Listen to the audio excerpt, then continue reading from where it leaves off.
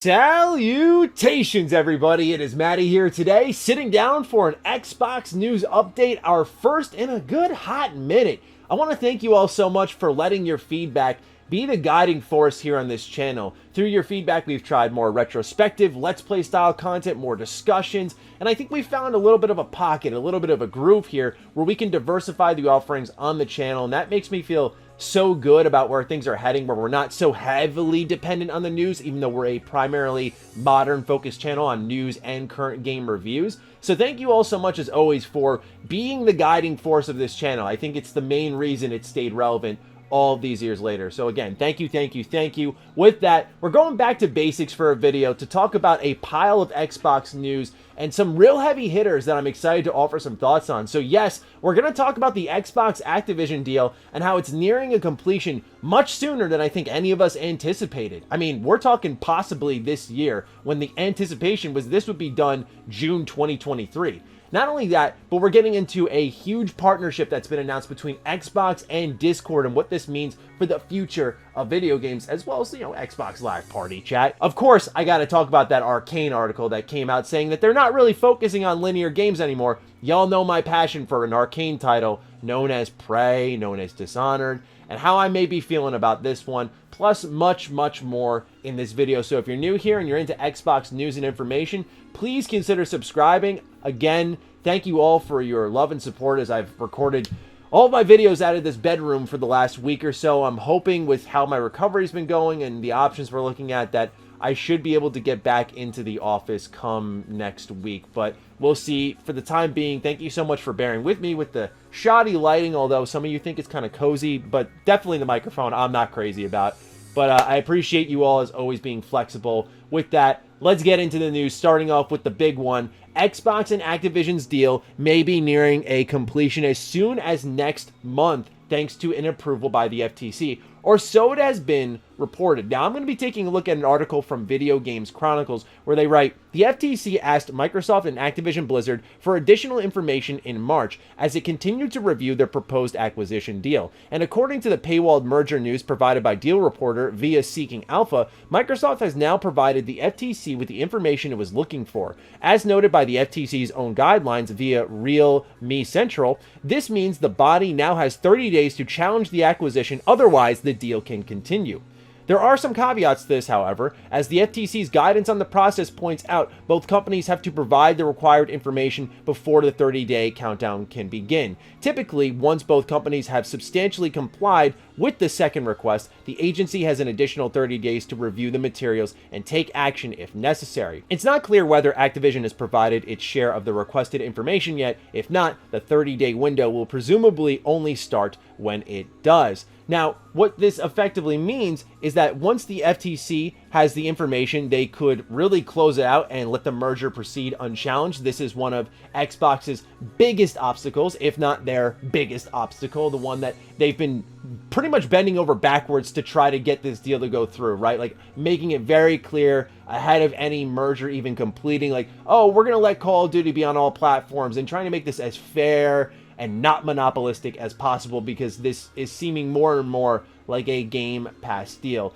Another alternative is that this deal could be stopped, or that they bring them to the table and say, okay, in order for this to be a fair completion of a deal where the market is not imbalanced, we need to have X, Y, and Z in place, and then we'll let it go. So sometime within this next month, provided, again, Activision brings their information to the table, we should have some answers on where the FTC plans to take this deal, or just to allow it to pass through. However, the other angle not being considered by many, and fortunately this Video Games Chronicle article did bring it back up to people's attention. This is why I love VGC, by the way. If you notice, I use their outlet a lot for my reporting because I think they do some of the best journalist work, if not the best journalist work in our industry, so shout out to them. But they also brought to the attention of many people that the CMA is something worth considering, which is basically the equivalent to the FTC in the UK. So now Xbox will have to face off against them, and their deadline is set for September 1st to give its initial decision on the matter. So not only do we have to go through the FTC, which could happen next month, but also the CMA, which does mean that the door is open for, like, hey, if I'm going to put like a safe guess out there, like this holiday season, it could happen. It could be a done deal. And hey, that could be something for them when you look at how vacant this holiday window is. I mean, it would be great for them to be able to sit down and have a positive news window of the Xbox Activision roundtable, similar to what they did for Bethesda. I think that this is overall really surprising news. I know that we had saw just a couple of weeks ago that they had entered the beginning of the middle of the deal. So my feeling is still probably because there's unknown obstacles out there. And of course, if the FTC or the CMA hold up anything, this will extend it. I'm still feeling like January 2023, like 1 full year of this all. But I mean, it's going smooth, it seems, and I'm really excited to see once this is done where Xbox goes next, because we're going to be talking about a partnership with Netflix, and I have some ideas, certainly, for Xbox. So we'll talk about that later, but for now, it looks like the Activision deal is moving along pretty quick. Now let's take a look at another partnership that has been announced between Xbox and Discord. This is a stunner in my eyes because I think Discord is the leading voice chat service in gaming. I use it even for my own game development, so it's not only a gaming tool, it's a business tool. A way to share files, to share feedback, to keep everyone connected in one server. And I know there's a multitude of other offerings out there, but I am very pro Discord. I use it every single day. And the reason this is such a shocker is earlier this year, PlayStation and Discord announced a partnership, and that Discord was coming to PlayStation in 2023. So many people thought, well, Xbox isn't going to get on the fun for a while. Well, actually, it looks like not only is Xbox getting in on the fun, they're getting Discord support first, like really soon. It's written here in this Xbox Wire article, get ready to connect with your Discord friends and communities on Xbox. Discord voice chat is coming to your Xbox Series X and S and Xbox One consoles. You'll be able to chat with anyone on Discord via voice channels or group calls directly from your console, making it easy to connect with friends across mobile, Xbox, and PC.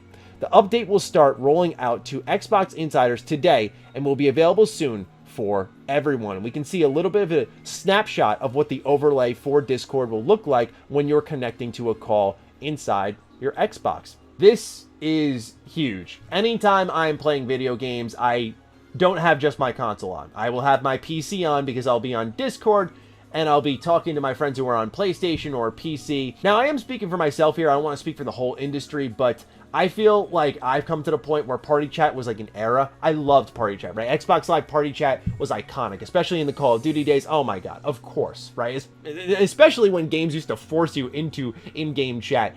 Those were the days, right? But I feel like as Skype evolved and then sort of got pushed to the side by Microsoft, and as Discord has really taken the world by storm, I feel like this is where gaming is heading when it comes to voice chat features, where it doesn't matter what platform you're on. We can play together, we can talk together, and your platform is losing if you're not embracing these qualities. To me, it makes sense why Xbox is coming first, because they're very pro cross-play. They already support multiple consoles, multiple units where you could play your games, mobile, PC, Xbox. So I felt like it was a little surprising that PlayStation got the deal with Discord first, but to me, this just seems right. I hate to say it. I'm happy that Xbox got ahead of this and is implementing Discord support because, again, as a Discord user every single day, I think this is great news. So a smart move by Xbox, an expected one at that, but now we have that chat coming in and it's going to be here within a couple of weeks. So good stuff there. With that, we move on to Arkane. Y'all know how I feel about Arkane. I love their games. Dishonored 1, Dishonored 2 are some of the best games of their respective generations. I also love Death of the Outsider. I think Prey is phenomenal.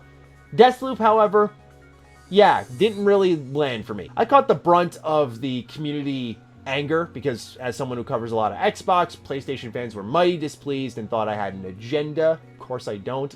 I love Arkane more than most. I want them to thrive. If anything, I'm biased towards liking their games, which emphasizes the disappointment. One of the things I didn't like about Deathloop is I felt it ditched a lot of what made Arkane games great, and they really streamlined the process of exploration, of the interactive sim elements, of even the replayability that the game is so wholly based around felt hollow. And I was disappointed to read in an article from Rock Paper Shotgun that Arkane's not looking to do any more types of linear games moving into the future. I do think the headline could be a little misleading, but I'm going to get into why they are probably making this decision among many other reasons. So first, let's read the quote. "I don't feel any interest in making a completely linear campaign again," says Nightingale. "It's not something I want to do again. I fell in love with the way Deathloop is structured, where the player's goals are their own. The idea of saying, okay, mission 1, mission 2, mission 3, that feels like a step backwards for me. I feel like I wouldn't necessarily have a job on a game structured like that. I'm sure I'd find a way to make it work, but that really shifted my perspective of what we can do in a game. Like, hey, this is actually constructed quite similarly to an old school RPG. We can do that type of structure in this type of game and it works. And that's really exciting for me. Of course, in reference to the structure of Deathloop. Now, I consider myself like an RPG aficionado. I don't know where the old school RPG vibe is for Deathloop. I did not get that at all. I kind of get the idea of picking when to do what, but they all, unlike an old school RPG, really narrow down into a singular path with 2 really underwhelming endings.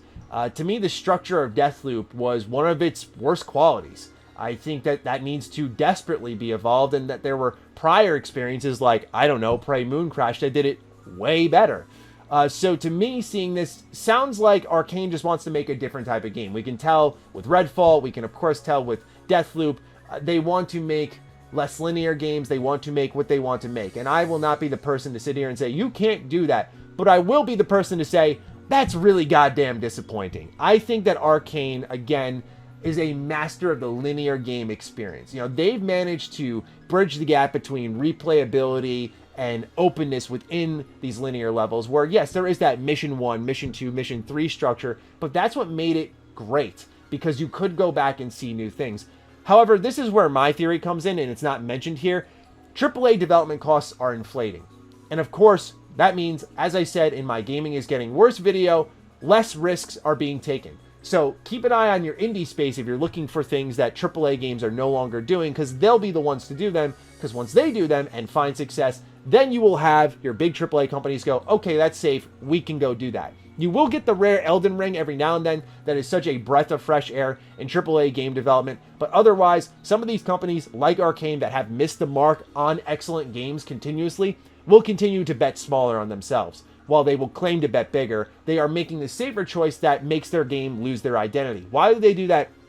As I said, game development costs are going up. You are now at the risk of frustrating a player if they have missed something. You are at the risk of putting content into the game that may be seen by 11% of your player base. So why is it there in the first place? And so with that, they go, okay, well, forget it. Let's move on. But they don't forget that 11% of people who saw that is so core to why their games are loved that people had the option to pick their path and enjoy the playthrough they had, and they're not looking for it to be streamlined because they didn't see the rest of the other 11% of the game. It's because they had a choice on how their game went, and that makes their experience more memorable. However, Arkane, I think, is seeing it as a risk of, well, we don't want to frustrate the player. Well, we already spent so much on this game. What if they don't see it? What if they don't like it? Now we've just wasted a lot of money. We can't fail again. And it's weird because I thought, if anything, after Redfall, Arkane would really dive back into what I think made them a special developer, because they didn't have to worry like maybe they had to with Bethesda, where, yeah, our games aren't doing that well, and we don't have Big Daddy Microsoft. Alas, I was incorrect, it would seem, and they are going down a pathway of less linear games. And I just think, again, on a separate note, that the games industry clearly has a place for linear experiences. We don't need everything to be open world. Like, one thing I loved about Arkane was open levels, right? It was hubs, tons of in-depth, rich hubs with tons of discoverability, optional objectives, way to approach those objectives. And I feel like the linear design allowed that. But now when you have to account for Biome 3 and Zone X, it just gets all thrown out the window. So I'm not too optimistic about this, I'll be honest. And I'm sure many of you are optimistic about it, because Deathloop seemed to speak to more people than it didn't. But for me, I find this to be really sad news. With that, let's move into our next bit of news, where Microsoft and Netflix are teaming up, announced in the official Microsoft blog. They say that they're thrilled to be named Netflix's technology and sales partner to help power their first ad-supported subscription offering. This is pretty much what's going to be helping keep Netflix afloat as they continue to lose subs, is to offer a ad version of it where people can tune in, they can generate revenue, but it's a free way to consume their content. What I see here, I'm not even going to talk about really Netflix or TV or any of that stuff. I see here a long-term play, possibly in the scheme of 2022/2023, a short-term play that Microsoft will eat up Netflix. This is, without a doubt, I feel, the buttering up beginning for an acquisition. Netflix is getting into games. Netflix is already a big subscription service company. Xbox and Microsoft as a whole are into subscription services. I could see a Game Pass Ultimate perk being having Netflix, so there's that boon there. And I also think that Netflix wants out. Netflix is going downhill. Netflix is losing subscribers steadily.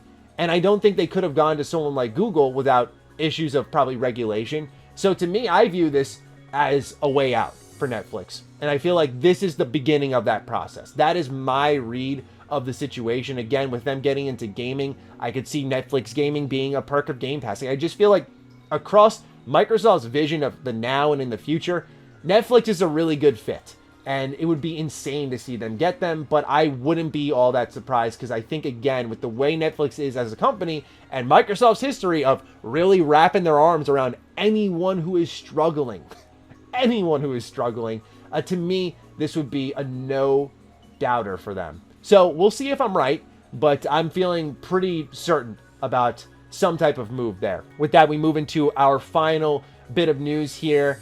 Staying on topic with TV, Deadline reports Xbox video game Grounded is in the works as an animated series from Star Wars Clone Wars writer Brent Friedman. The series, which exists in the same universe as the game, follows 4 friends who the summer before high school plan big things to elevate their social standing, but their plans are upended when they stumble upon shrinking technology that makes them 2 inches tall. Now the 4 shrunken friends must learn to survive in a towering backyard that a jungle full of enormous predators and hiding a vast corporate conspiracy threatening their entire town. Obsidian Entertainment and Xbox are adapting the game into a series in association with Waterproof Studios /SC Productions, Kinetic Media, and Bardal Entertainment. Friedman, who also wrote on Star Trek Enterprise and is adapting Earthworm Jim into a series, will craft the story with Brian Goodrich, who worked on the Halo video game attached to direct. I actually think this is a really good fit. Yes, one of what I would call Xbox's sleeper live service hits is Grounded. Much like I think of Sea of Thieves in the same way, it's more popular than I think the internet would really be willing to let on, and it's not necessarily a sexy game, as I like to call it, where it's getting a lot of big headlines, a lot of clicks, it's driving a ton of traffic. It's not really on that level, but millions of people are playing it, and Grounded is a astronomical success in the scheme of when you look at Obsidian and the team that they crafted, which was like 12 people to make Grounded, and it had like 10 plus million players. Its full release is coming September. It's getting an animated show. That is about as successful as you can ask for a small project to be, if not more. The expectations have been blown out of the water here. And I think with the vibe, the look of Grounded, an animated series makes a lot of sense. And I really like this approach here, because what I think this encourages is if this does get off the ground, you look at how Grounded began, right? This small experimental project, and it does contrast directly with what I said about Arkane, where yes, AAA development is a risk, and you're not going to see many risks being taken, but perhaps you could take a AAA team like Obsidian and carve up their staff and let them make something new, let them cook a little bit and try something new, and look what it's grown into. So to me, this is the beginning of an era of experimentation, and we're seeing Obsidian do that in all different directions. Pentiment looks really wild and fun. I'm so excited for that game. So I hope that they take that Obsidian mindset for the studio and try to nudge other teams in that direction. But overall, I feel pretty positive about this one. Not like I'm going to go out of my way. Y'all know how I feel about these video game adaptations. I'll wait and see how things are looking trailer-wise. Again, I'm holding my breath right now for the Fallout TV show, so we'll see how that turns out with the set photos. Felt kind of encouraging, but otherwise, yeah, I do like the fit here, and I'm curious to see how it all turns out. But with that, ladies and gentlemen, that is it for our Xbox news update for the day. Quite a lot to speak about, so I'm now going to pass it to you because I've spoken enough. What do you think about the Xbox news? Fire away. I'm looking forward to your feedback, and with that, take great care of yourselves. Be sure to follow me on Twitter, follow me on Instagram. Those links are in the description down below. And a big thank you to all the patrons, all the members who continue to support the hell out of the content here. Stay sexy, stay active. I love you all. Peace.